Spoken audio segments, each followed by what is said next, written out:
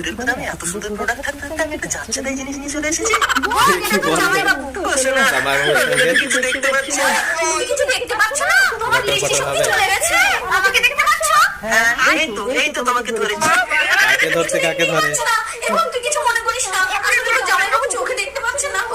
তুমি যখন এই পৃথিবীর আলো দেখতে পাচ্ছ না, আজ থেকে আমিও এই পৃথিবীর আলো দেখবো না। সারা জীবন চোখ বেঁধে রেখে তোমার কষ্ট মনে করি। ভুল ভাল বুঝিয়ে পটিয়ে নিল। মনে হয় আমি অপয়া। আজ থেকে তোর সব কাজ আমিই করে দেবো।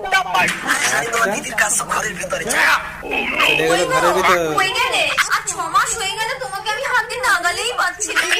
দেখলে কি অবস্থা, কি অবস্থা।